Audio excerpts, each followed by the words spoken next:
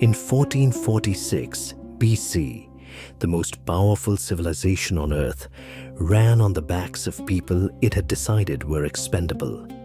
Egypt, the empire of Ramesses, of monuments that would outlast millennia, of gods carved into mountains, did not build itself. It was built by hands that history tried to erase. This is the story of those hands. Not the pharaohs, not the plagues, not yet the miracles. Before any of that, there were ordinary people waking before dawn in a land that was not their own, doing work that was killing them slowly. This is what it was actually like to be a Hebrew slave in ancient Egypt. The book of Exodus names two cities, Pithom and Ramesses. For centuries, scholars debated whether they were real. Then, in 1930, archaeologists found Ramesses, the lost capital of Ramesses II, buried beneath the Egyptian delta, exactly where the Bible said it would be. It was enormous.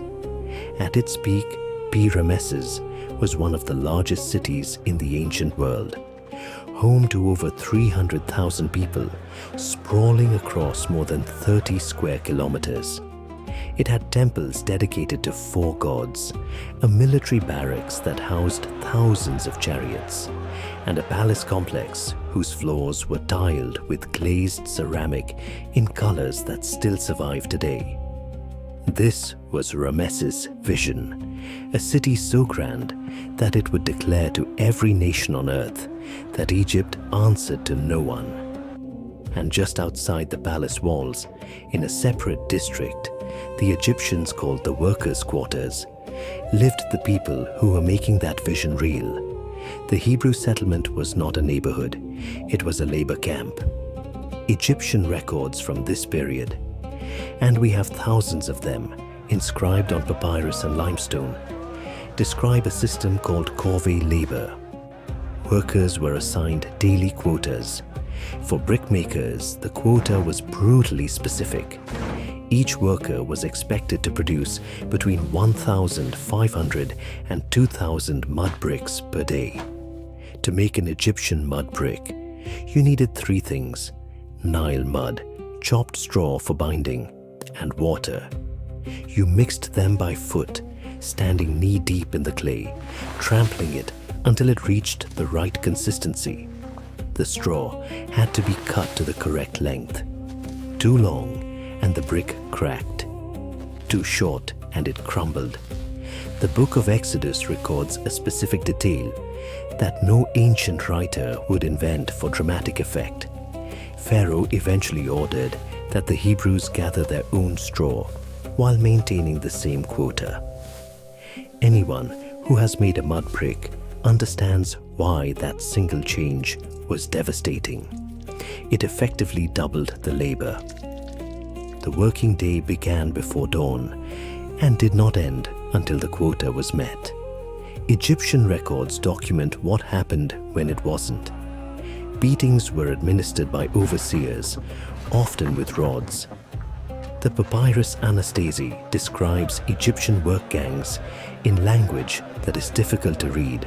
Men who were without clothing, without oil for their skin, without food except what grew by the road.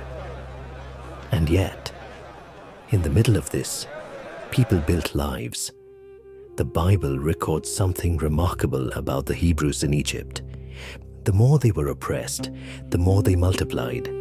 The population grew. Families formed.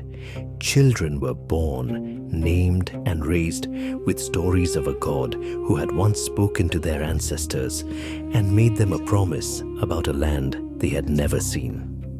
That tension between a people being crushed and a people somehow growing is the engine that drives everything that comes next. There came a moment when the system decided that labor was not enough. The book of Exodus records a decree that, if you read it carefully, is among the most chilling sentences in ancient literature. Every son that is born to the Hebrews you shall cast into the Nile. but you shall let every daughter live. Let that land. Not a metaphor, a policy. Pharaoh, according to the text, looked at the growth of the Hebrew population and concluded that the solution was demographic. Eliminate the males, and the people would dissolve within 2 generations, absorbed into the Egyptian population through surviving daughters.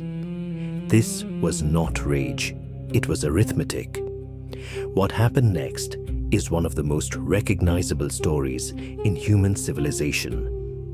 A mother placed her infant son in a waterproofed basket and set it among the reeds at the river's edge, the same river that had been turned into an instrument of death. The daughter of Pharaoh found the child. She named him Moses, which in Egyptian means son of, though she may not have known what she was naming. In Hebrew, the name sounds like drawn from the water. A child born under a death sentence, saved by the river meant to kill him, raised in the palace of the man who ordered his death. The irony is not subtle. It was never meant to be. Moses spent roughly 40 years in that palace. He received the finest education in the ancient world: mathematics, astronomy, military strategy, theology. Egyptian princes were trained to govern an empire. He learned how power worked from the inside. And then, according to the text, he saw an Egyptian overseer beating a Hebrew slave. He killed the Egyptian. He buried the body in the sand. And when the act was discovered, he ran. He fled to Midian, the wilderness east of Egypt, and lived there for another 40 years. A prince became a shepherd. The most educated man in the story spent 4 decades in silence, tending goats on the same desert his ancestors had once crossed. And during those 40 years back in Egypt, the bricks kept being made, the quotas kept being counted, the stories kept being told in the dark. 2 million people waited for a deliverance they had been promised but could not see. And the man who would deliver them did not yet know he was the one. This story has survived for over 3,000 years. It has been told in Hebrew, Aramaic, Greek, Latin, Arabic, and every modern language on earth. It is the foundational narrative of 3 world religions.